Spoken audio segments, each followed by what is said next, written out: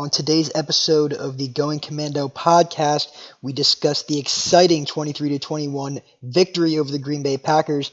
Get fans ready for our next matchup against Sam Ehlinger and the Indianapolis Colts. We welcome a special guest, Austin, onto the show to preview the rest of the season and much more. So stick around and let's get the show started.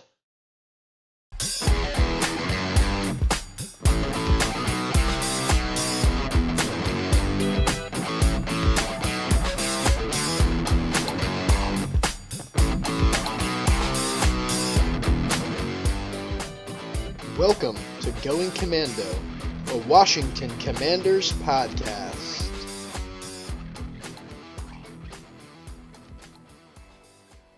Hello and welcome to yet another episode of the Going Commando podcast. I'm your host, Chris, along with my co-hosts, Tom and Clark, and joined later by special guest Austin Derrickson for our final segment. Happy to have everyone here today and listening, and, coming off of a good win, which was a great feeling, great team win. Really excited about it. And how we feeling about it, guys? What do we think? Aaron Rodgers cannot play in FedEx Field. I spoke into existence last week. It's true. His legacy is forever tainted. I don't know that they'll ever even let him or consider him for the Hall of Fame now that he couldn't win the big one, which is winning a game in the prestigious FedEx Field. So, we're feeling pretty good after that 23-21 win. Let me just say this to start out. If I hear any comments about my comments on Taylor Heinicke, they won't make a difference. I promise you. Horrible game for the Packers, honestly. Like, putting up 21 is definitely what you want to do as an offense, but the Commanders were just better. Taylor Heinicke had a rough game. I think that's really important for us to talk about. That rough first half was just, it didn't look great. And a lot of times it seemed like the running backs were bailing us out. Brian Robinson getting 20 carries this week. I mean, that's just insane to think about, especially when you consider where he started from in this season. It was really a team win. And I think that defense, once again, is the star of the game. Is it a rough game when you throw the, go-ahead touchdown and you throw the clutch third down conversion to essentially ice the game? I know they did get, one last kind of weird lateral play, but, they barely had any time and no timeouts left. So is it a terrible game, Tom, or are you just being a hater? Well, if we're going to get into this Heinicke thing, then we'll just talk about it. I mean, his first few passes on the field were purely into double coverage. There was one that I can specifically remember. He was throwing it to the left side of the field around the 50-yard line. It was into double coverage. The receiver didn't even go up for it. Two Green Bay Packers defenders went up for it, and they caused each other to miss an easy interception. This was not a good-looking game by any means, and I don't think any of us could argue that. Antonio Gibson really, that was Gibson making a play on that touchdown pass at the end zone. I mean, that thing was going to, that if Gibby doesn't catch that, it hits the back wall of the frickin' field. And the running backs were really the star of the game besides the defense. So I don't think Heinicke had a good game, honestly, with you. I think it was really rocky. I think that there wasn't a lot of consistency in his play, and I'm worried for this team going forward. I agree that Heinicke definitely had a rough start and he was looking very inaccurate to begin the game. Many near interceptions early on, as well as, actual interception that looked really bad. Obviously went for a pick six. That did not look good. And then he had that fumble, later on in the first half that was only saved by a defensive holding call. So that got called back, thankfully. But I agree with that. I think Heinicke looked a little rough, especially in the first half of the game. I think he got better as the game went along, got a little bit more confidence, dusted the rust off a little bit. You know me, I am a Heinicke guy, and I think that, I want to see him continue to start for us moving forward here, especially in Carson Wentz's absence, and perhaps beyond. We'll cross that bridge when we come to it. But yeah, I agree. I don't think it was an amazing game for Heinicke by any means. He definitely did bring that X kind of factor, however, that I've mentioned before, that I don't know if we're really getting with Wentz. So I do think the energy was there and the vibe that this team had was different. Well, I said worried for this team, and it's not necessarily because Heinicke's at the helm, but it's really just because of the games that we have coming forward. Now, obviously, we're going to talk about the Colts later, but we have the Vikings and the Eagles on the schedule. Those are really tough games. I just don't see us pulling out wins with Heinicke in those games. But I agree that he had some bright spots in the game. I have to give him his props. He did win us a game.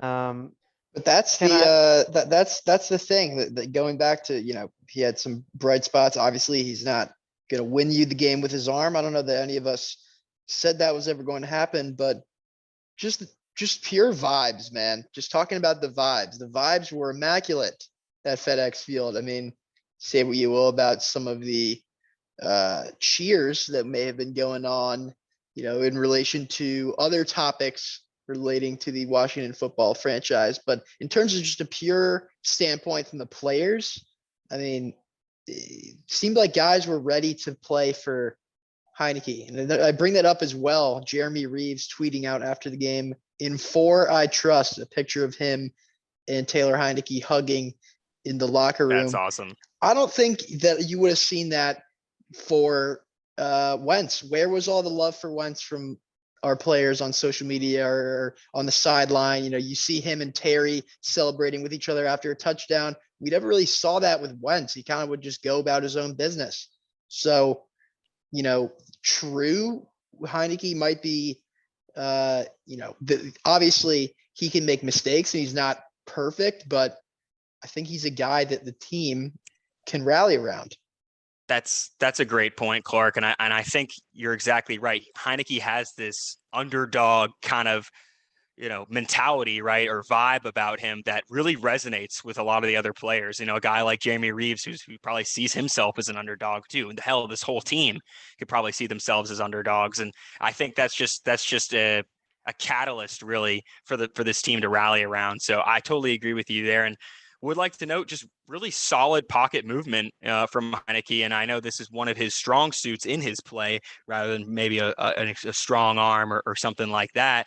But, he definitely was getting out of there, rolling out of the pocket, getting out of things, stepping up in a lot of situations where I feel like Wentz would have been sacked or held onto the ball for too long or taken a hit. So I did like to see, it was refreshing to see a little bit of more movement out of the quarterback position this week as well.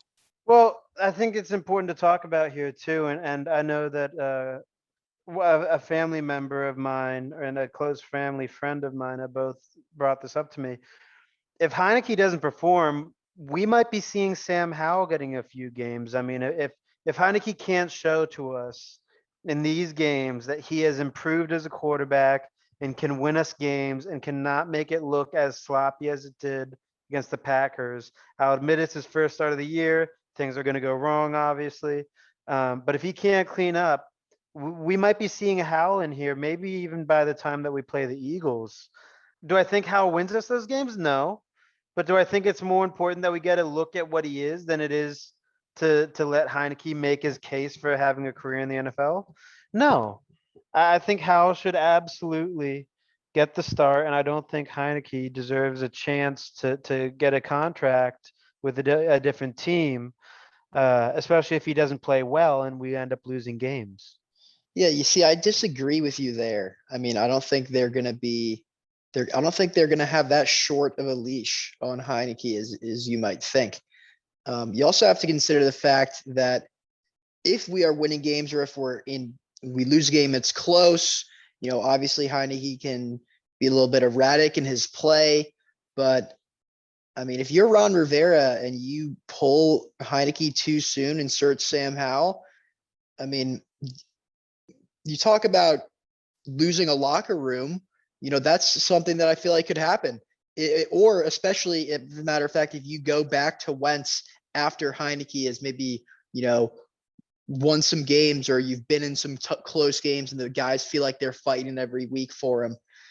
As much as us as fans might like to say, oh yeah, we need to see Sam Howell play, which I agree. We got to see what the guy's worth. But, I disagree with kind of just pulling Heinicke, having him on that short of a leash. Yeah, and I agree. And I too, kind of what Tom said earlier, I too would like to see what we have and how. I think that will that is really important for our draft strategy coming into next year, knowing, hey, do we have a guy that we think we can lean on for the future? That said, I don't think that necessarily means to pull Heinicke unless he's playing atrociously and the season's like done. I think there is still hope left for the season. I don't think you can write it off completely just yet. So for that matter, I think you keep Heinicke in there, a guy that has proven he can kind of keep us in games, keep us in contention as best he can. So what are you guys' thoughts on the rest of the offense? Let's quarterback aside. I know, Tom, you mentioned being pleased with the run game, but what are we thinking? What are some takeaways just on the offense outside of the quarterback position?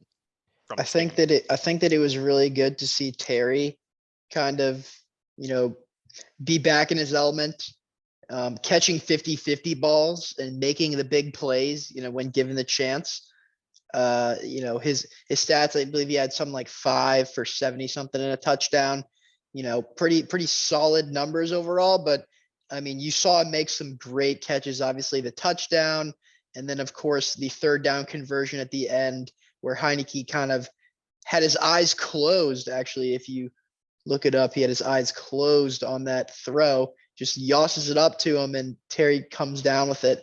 That's when he's at his best, when he's making plays like that in coverage, contested catches. So I was really happy to see Terry kind of have a signature game like we're accustomed to seeing.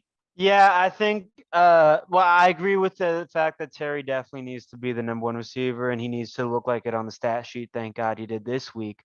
One of the things that I'll bring up is that I'm liking how our running game is starting to look, in the sense that we aren't just bell cowing Brian Robinson. That's not to say he's not a good player, but obviously you need to give guys a rest and try and get the freshest guys out on the field at the right time to really take advantage of your opportunities. And you even saw Curtis Samuel this week run what looked like a wildcat play, if I'm not mistaken. We saw him week 1 against the Jaguars. He was a great running back in that game. We talked about him being this Deebo Samuel type of guy. And I think when you start seeing our offense do those sort of things and adding in those interesting wrinkles of like, hey, you don't know where the ball is going. Hey, we have Brian Robinson, Curtis Samuel, who's getting it and who's blocking for who. Another quick note, Gibby, great receiving game. Obviously, he caught that big touchdown. 3 for 18, not the most beautiful stat line, but when you have a touchdown thrown in there, it looks pretty damn good. So I think I just like the way that this offense is going with throwing in different wrinkles and making things look a little different and trying to get back to that scoring threshold, which I think we as fans all kind of expect them to hit. I agree. I think this running game is finally starting to look like how we envisioned it and how Scott Turner envisioned it. I think the balance is showing. When you have Gibson not completely out of the game, like maybe the week prior, and you're just kind of giving it all to B-Rob, that was proven to be ineffective. And again, no knock on B-Rob. They're just two different backs. And I think when you have a balance of having them split carries, it can keep the defense on their toes a little bit more.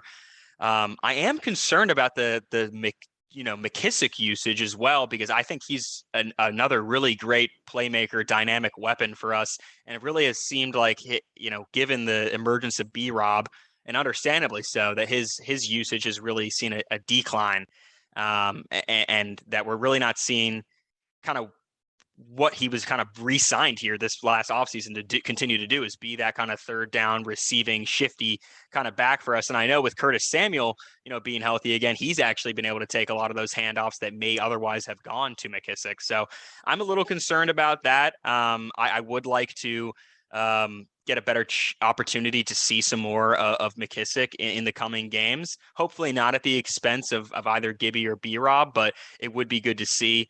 I don't know. What are your guys' thoughts on the McKissick situation?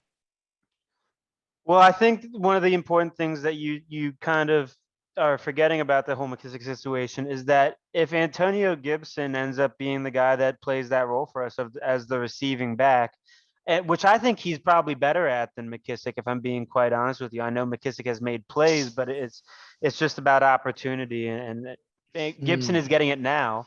I think that they're very similar running backs in the sense that I think you can throw either guy in the slot and they work. And I just think it's hard for me to see McKissick getting more touches, especially when you have a guy like Antonio Gibson playing to his full, Swiss Army knife availability. I honestly do agree with that. and like using it, lining him up in a slot and having him run that route for the touchdown is exactly the kind of stuff that we had been saying. Tom, you had been saying use him as a slot receiver. That's the kind of stuff that we've been saying we should be doing with him. But JD McKissic, you have to ask, do you think he regrets not signing with Buffalo this offseason? He had a deal agreed on to go to Buffalo, ended up ultimately declining, taking the same money to re-sign with Washington. And now we've seen his role kind of diminish from what it once was. So you have to ask if he's kind of regretting that decision. But it's hard to see where he fits in, especially if they continue to use Antonio Gibson in this new kind of role. And I think it's suiting him very well. He had big plays in both the Bears game and in the Packers game. And that's tough because I actually do really like McKissic, and I think everyone would say the same. He's done a lot of good things for this team and has been a valuable contributor, for the past two years that he's been here.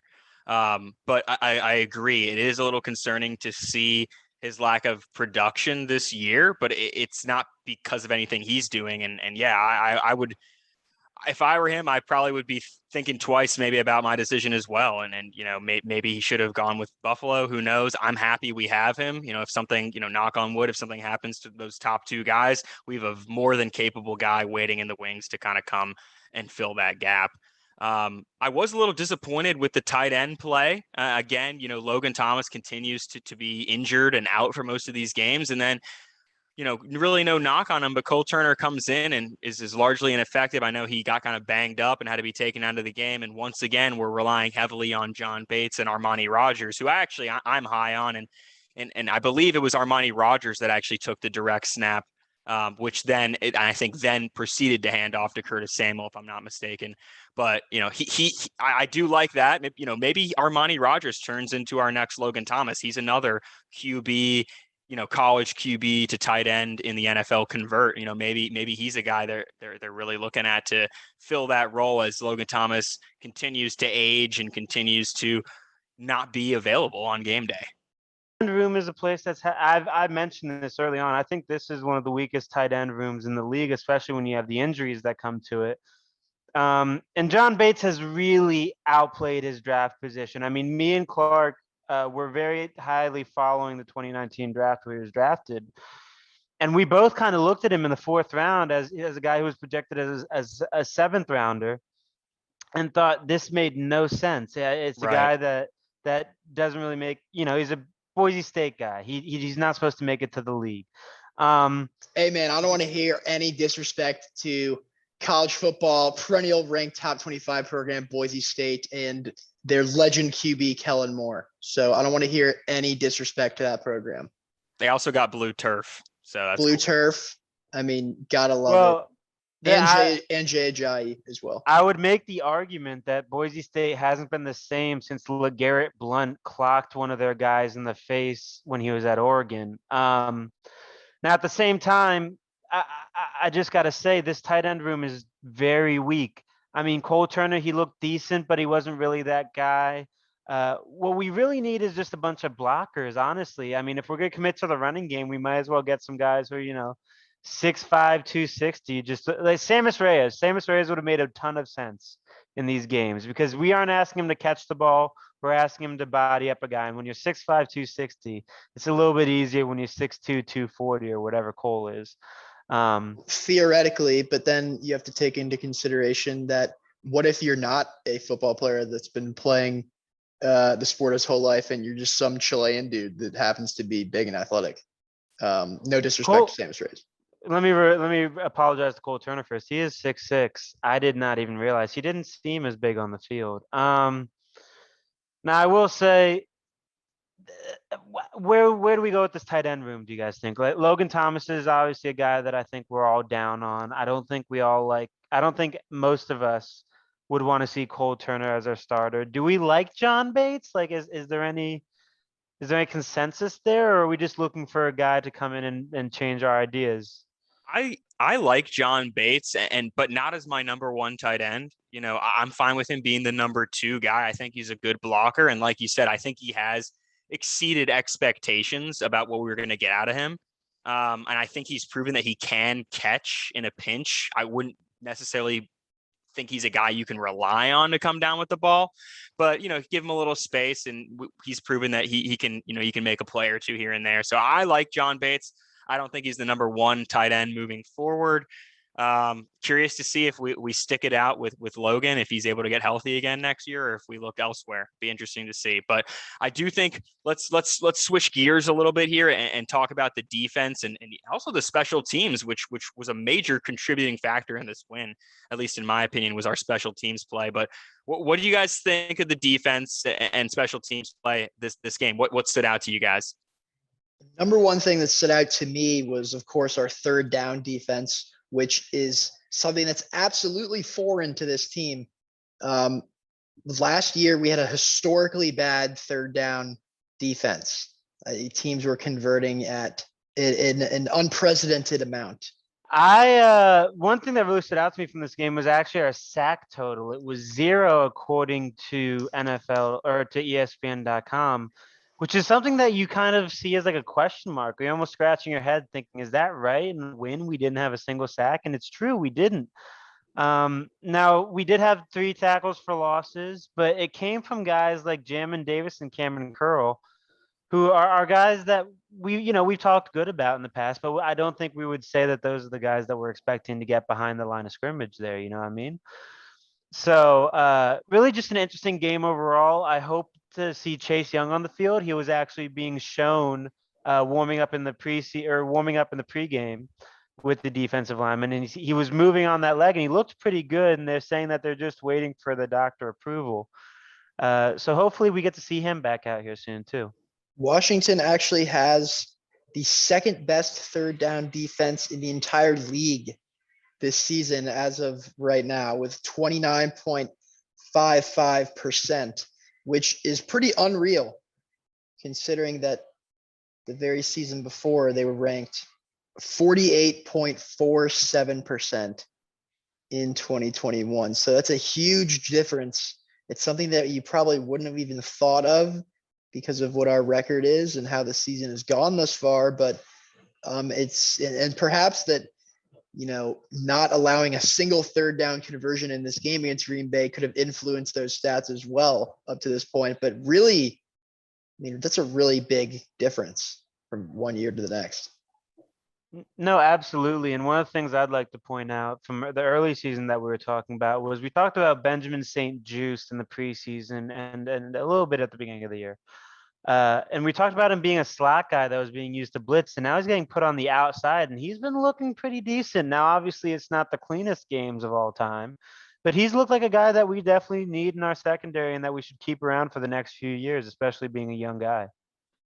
I totally agree. I'm pretty high on St-Juste. I think the move him outside to replace William Jackson III is a great one. I think he's shown that he's really, maybe a little handsy at times, but able to really get in there and break up a lot of passes for us, really have some good tight coverage that we just weren't getting out of Will Jack. So I'm super pleased with that move. And I think he's got a spot in the secondary for years to come. I thought Rashad Wildgoose played decently. He's looking all right. I think he's had some issues here and there along the way, but I think all things said and done, I think he looked decent. I know he had another pass breakup or two last game as well. So been pleased with the play I'm getting out of him. And then Kendall Fuller, I think, actually starting to look like his old self again as well. So definitely pleased with the secondary play coming into its own a little bit more so than some of these earlier games this season for sure.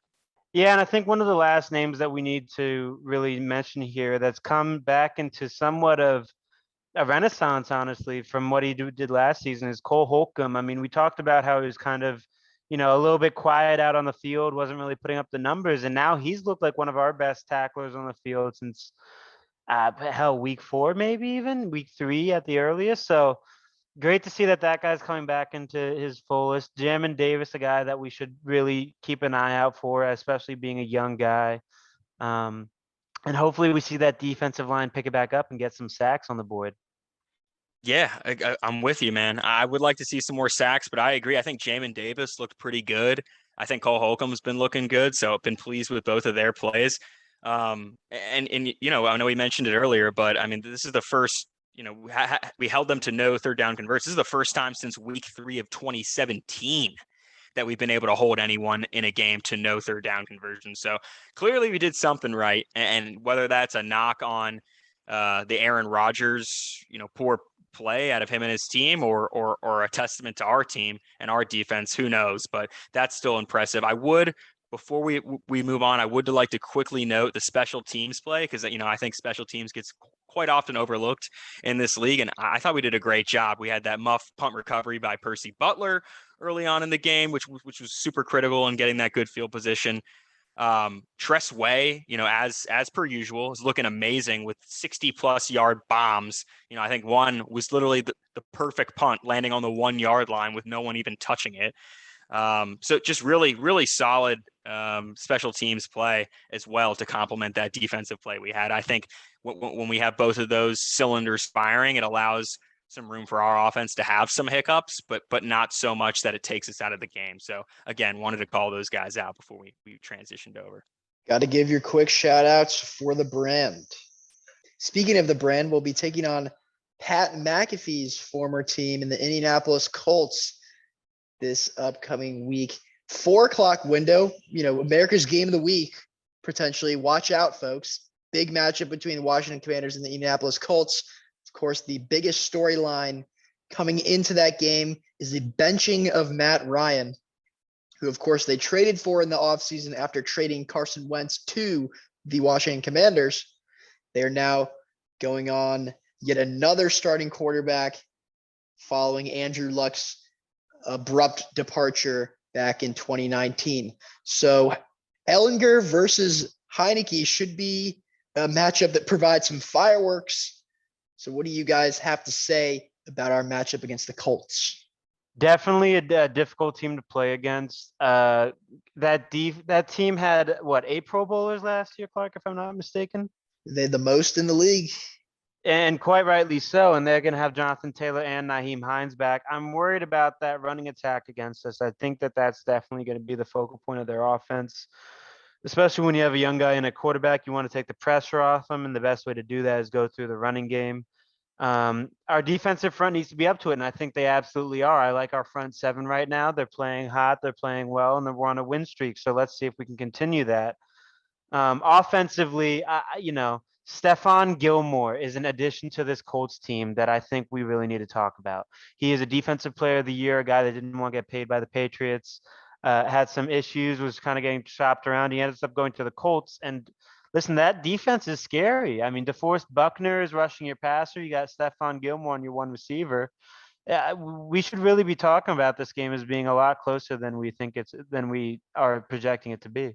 Arguably best linebacker in the league in Shaquille Leonard, formerly Darius Leonard. For those that don't know, he now prefers to be called Shaquille Leonard. But yeah, do have a great defense. A lot of good pieces. Kenny Moore, another guy that put up some stats last year for them. But another thing, of course, is their running attack. On paper, their offensive line is the gold standard. They're one of the highest paid in the NFL. They haven't played quite up to that expectation, but also, inserting Ehlinger gives the offense a little bit, more mobility, because Matt Ryan was kind of a statue back there, taking a lot of hits, fumbling the ball a lot. Ehlinger reminds me, I feel like he's going to play a little bit similar to a Heinicke, perhaps. He's not the biggest guy, he's a little bit undersized, but he's mobile, he makes plays, and he was fun to watch in college, and he won some games with those Texas teams. I think a guy that we should be watching for is Kendall Fuller, especially in his matchup against Michael Pittman. And with a young rookie guy, or a young quarterback, not necessarily a rookie, I don't believe, Sam Ehlinger. With a young quarterback and you're running your offense, you got to kind of let him get to the guys who are really good. And Pittman is one of those guys who's really good, and I think is a guy that we would all want on our team. And Kendall's going to match up against him, man. And I hope that he really comes out looking strong against him, because if not, this could be an upset win for the Colts. Yeah, I mean, I'm curious to see how this Sam Ehlinger plays. I don't know too much about the guy. I know he was a 6th-round pick, I believe last year, coming out of Texas. Didn't really hear too much about him, prior to him coming into the league. I'll be curious to see, can our defense kind of eat against a young guy. Is this stage too big for him? Is his first NFL start, I believe. So I'd be curious to see if the stage is too big for the kid. Now, am I disappointed that we're not going up against statue, like Clark said, Matty Ice? Yes, I was really looking forward to Jonathan Allen, Montez Sweat, Deron Payne, and some of those other guys eating against a guy that can't really move around in the pocket, and may or may not be past his prime. But yeah, I think this is a win for us. And I know I had this, Tom, as a loss when we first talked about this, our schedule prior to the season. But I think this is a win. And I think it's for a couple of reasons. I think, one, I expected Matt Ryan to maybe be able to play a little bit better on a new team with a fresh kind of set of coaching staff and a fresh set of offense to go out with. But I don't know. I'm going to give this a W for us. I think that I'm looking forward to the game. I'm looking forward to seeing what Heinicke can follow up with, after he's got that first kind of rust dusted off after that first game and see what we got. And let me just make it clear to the folks at home, we do have a double agent working for us. We have a man who is so well acquainted with the city of Indianapolis that his take is probably going to be the most correct of all of ours. And that would be a young man from Butler University. And Clark, what's your take on this game, man? Yeah, obviously, I've got a lot of buddies that I'll be chirping all week heading up to this game. It's a game that I really wish, I was planning on potentially traveling out there, but, due to, other things with work and whatnot, I'm not gonna be able to make it out there. But I hear a lot about the Colts. I hear my friends complaining a lot about the Colts. A lot of them think that this move to Sam Ehlinger is a last-ditch effort of Frank Reich trying to save his job, because he's largely been pretty mediocre, middle of the pack. It's been a quarterback carousel there. But call me crazy, I think that Sam Ehlinger is gonna come out firing in this game. I mean, I know it's his first game ever, in the NFL, first game that he'll ever start. But I don't know. There's just something about him. I feel like he's a guy that could kind of have an X factor. I feel like he reminds me of Heinicke. And it is unfortunate that we don't get to play Matty Ice, because you're right, Chris. I think our defensive line would have had a great day. With how their offensive line has been playing. It's supposed to be one of the best, but we've seen Matt Ryan take a lot of hits and fumble the ball. I do think they're a more talented team than us, just all across the board on defense and on offense. They've got some really great positional players that are good. But at the same time, I think we're kind of rolling. I think our guys are playing with some mojo. So I do think that we could win this game. I did have it as a loss earlier because it was originally going to be a Carson Wentz revenge game, and I have no faith in Carson Wentz pulling it off in a revenge game. But you know what? I'm going to say that we spoil Ehlinger's first start, but I do think that it's going to be a close game regardless of the outcome. Absolutely. I agree with you 100% and everything you said in there, actually, surprisingly enough, which is shocking considering this is a game that feels like it's such a question mark, with Heinicke and Ehlinger. Hook 'em. Hey, listen, if the Commanders defense can go down to the University of Maryland for a few days and learn how to beat Sam Ehlinger, I wouldn't be too mad about it. Facts. The University of Maryland Terrapins own Texas football, for anybody that's listening that didn't previously know that fact. And of course, since we have a new addition to the podcast, Mr. Austin, we want to get your thoughts on this Commanders team. And I think the best way of doing that is getting a schedule rundown from you, telling you what the teams are, what the matchup is, maybe even what the day is, or if there's a special event. And you tell us whether it's a win, loss, and what you think happens during the game. Sound good, Mr. Austin? Okay, let's do it. So now, obviously, we are starting a little bit late, so I'm going to start you out with the 3-4 record that we have following the week against the Packers at home. Next week, we do have the Colts. Obviously, you have the bonus of Sam Ehlinger being the quarterback playing for this game, a game which Clark and Chris both have as losses, and I have as a win. What is your thought going into this Colts game with a 3-4 Commanders team?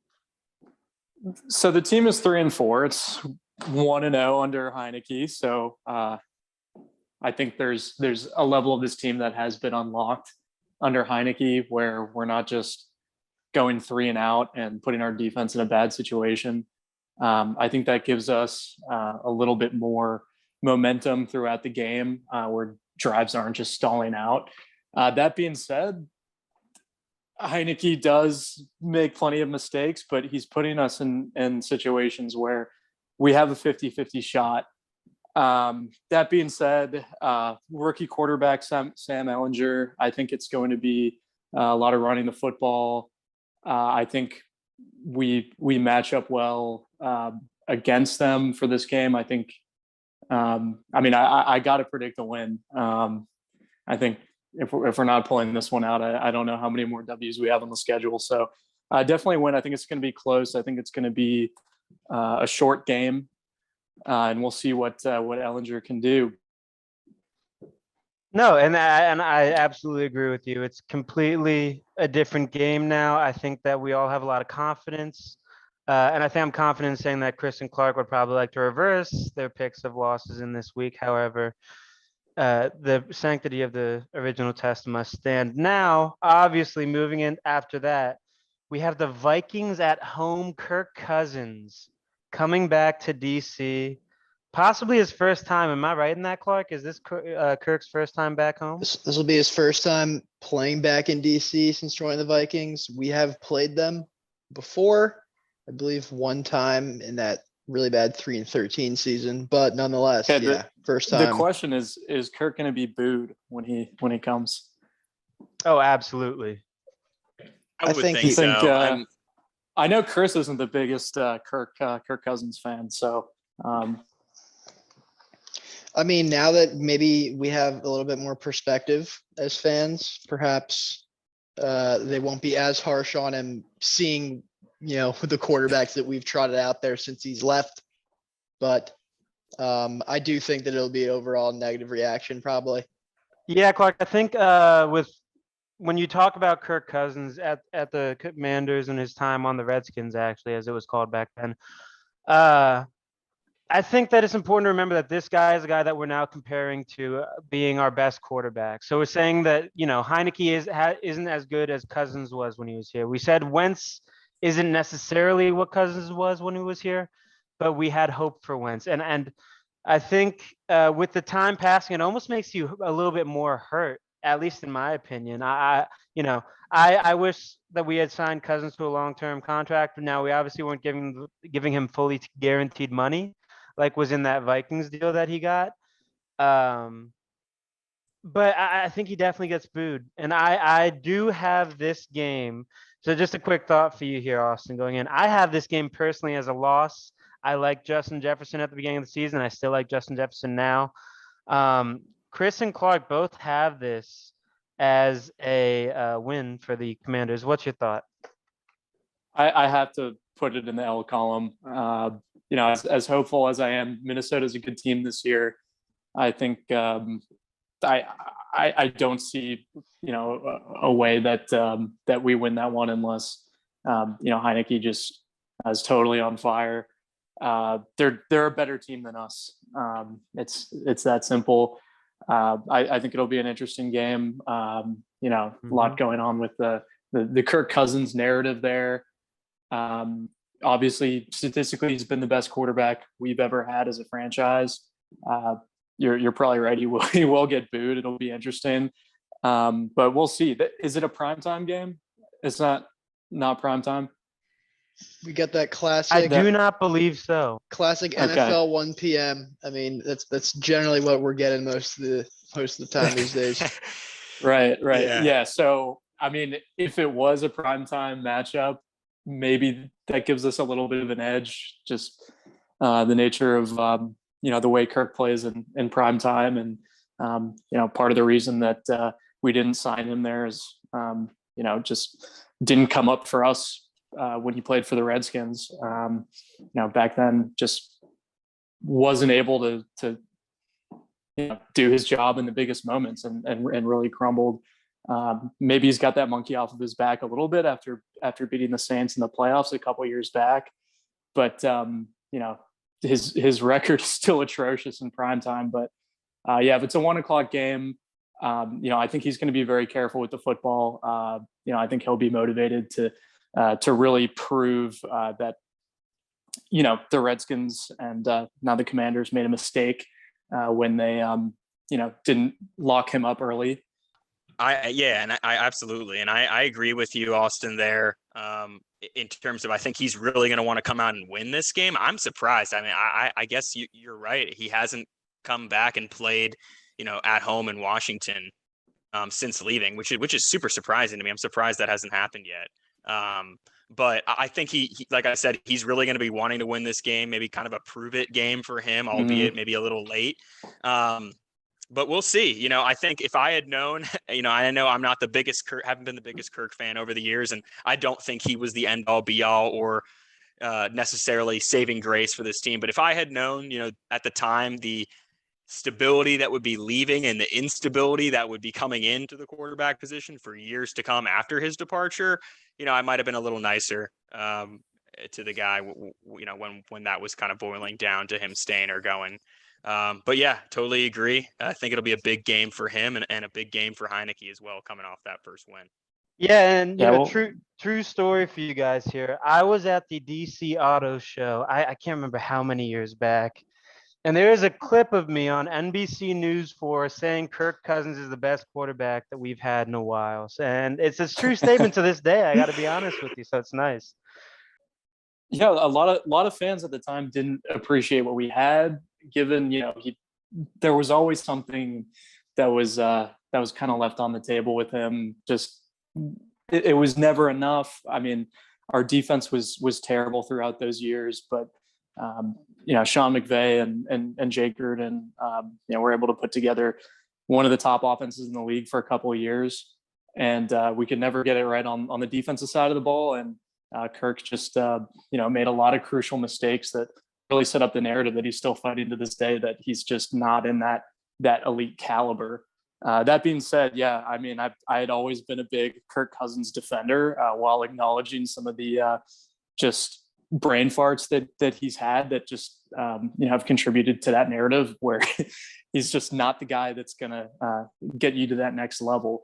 But we'll see how it goes. That's definitely one that you circle before the season.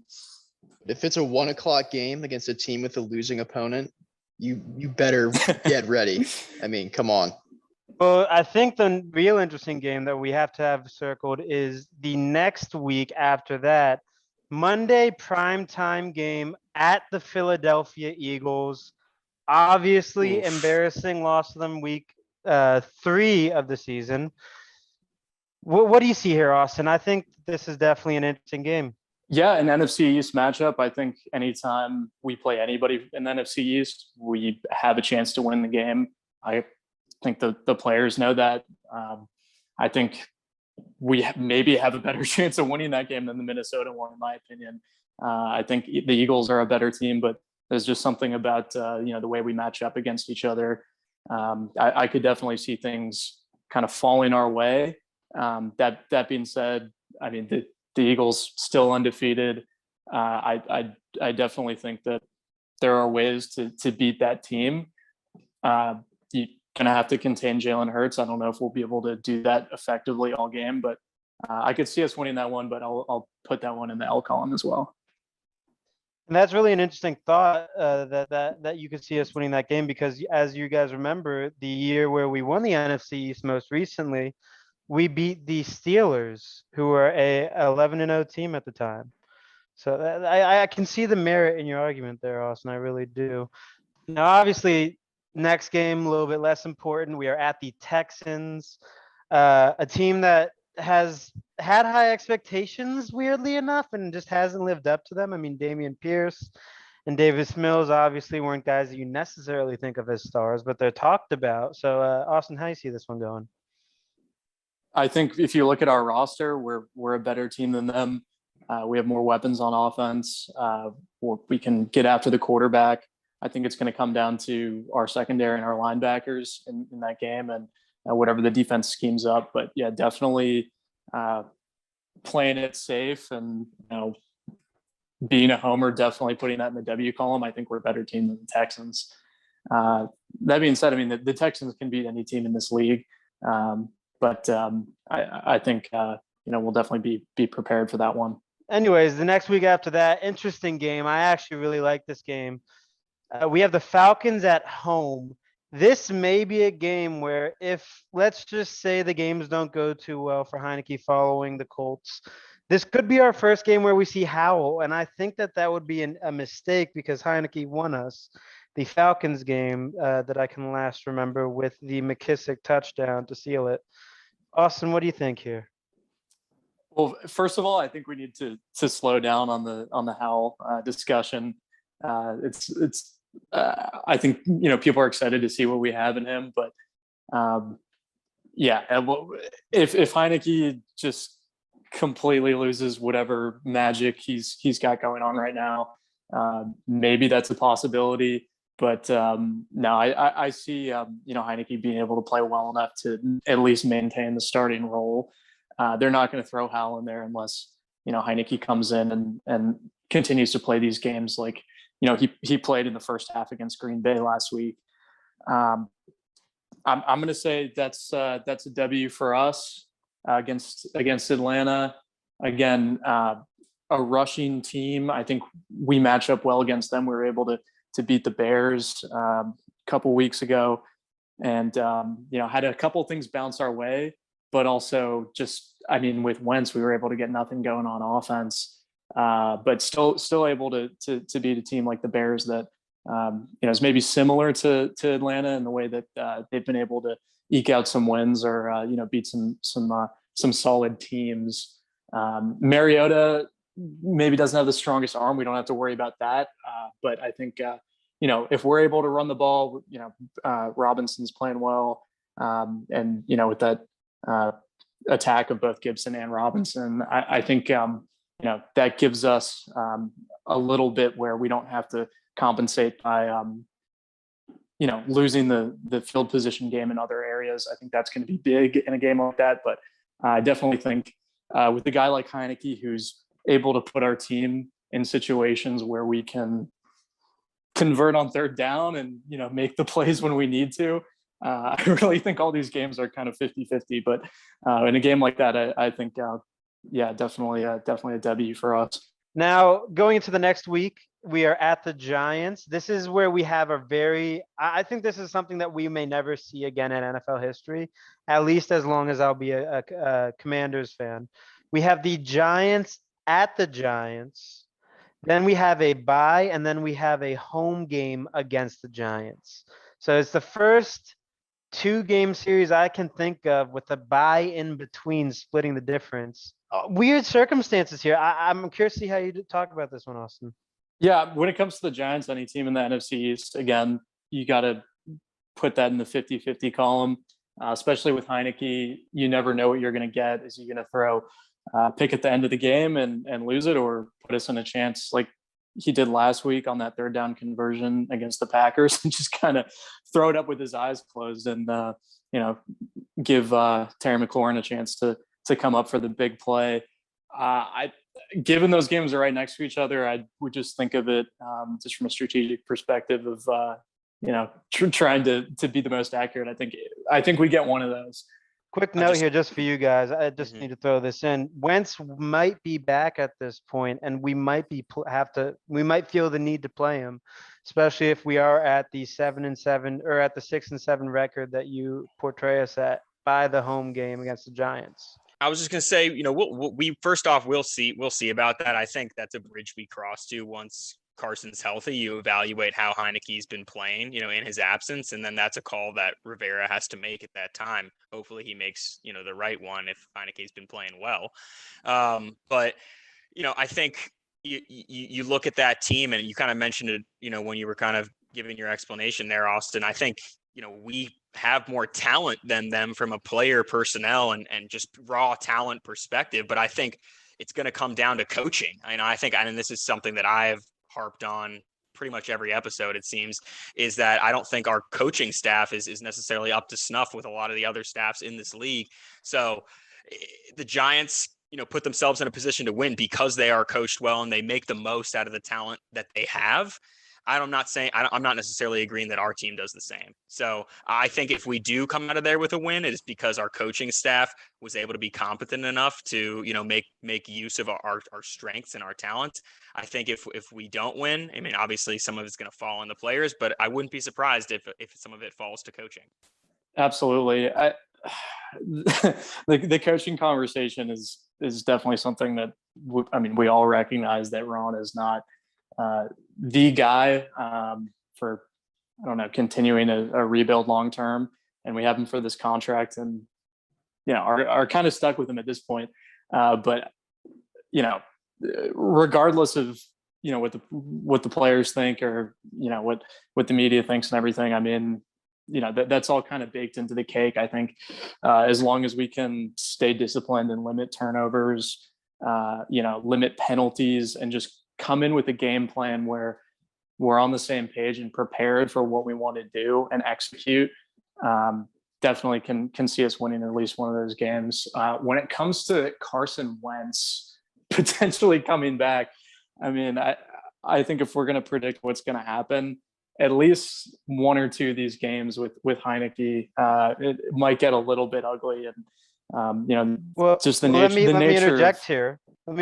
You do have Heinicke from the Colts game having a 3-3 record by that second Giants game. So with that as your thought, do you think that it's smarter to turn to Wentz, a guy that brought us to 2-4? Do you think we stay with 3-3 Heinicke and let him to go? Like, what's your thought process going on there? Absolutely not switching back to Wentz. I think given that Heinicke was able to win 7-8 games last year with a roster that was not as good as what we had this year. You look at how the offense has been under Wentz so far, and he's new, he's still getting acclimated, but some of those things, it's just what you're going to get with Wentz at this point. He's a statue in the pocket. He holds onto the ball too long. He can't make his reads, and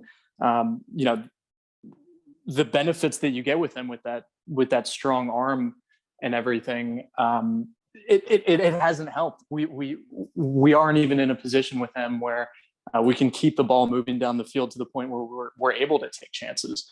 When it comes to his short and intermediate passing, it's either been inaccurate or he throws it, maybe a little bit harder than Heinicke does, which, my take on that is, Heinicke might put his receivers in a position to get hurt a little bit more often, and the timing might not always be there, but those softer passes are a little bit easier to catch. And if you look at everywhere Wentz has been, his receivers have had a hard time with drops. That obviously he's taking a lot of sacks and everything like that. So, I mean, I think with Heinicke at the helm, every week the fan base, it's either going to be, we love this guy, if we're able to eke out some wins with him, or it's going to be, this is not the guy, and it's going to be a week by week thing. Let's go through these last three games because it's an important last set here. We have 49ers, Browns, and Cowboys. We'd be 7-7 that way you have us sitting right now. Do you think we get to 10-7? Do you think we finish a little lower? Do you think this team reaches No, potential? I don't think we get to 10-7. The 49ers game, that is a good team. Obviously just coming off playing the Chiefs this week, anybody's gonna look bad going up against Patrick Mahomes. I think Garoppolo and the way that team is coached under Kyle Shanahan, I think they're going to put a game plan together that's going to be able to expose some of our weaknesses.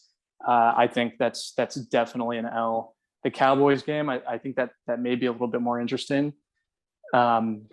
Cowboys, they're probably going to be trying to lock up a top playoff spot, or even try to wrestle the division away from the Eagles, or even the Giants at this point. It's crazy how our division has gone this year.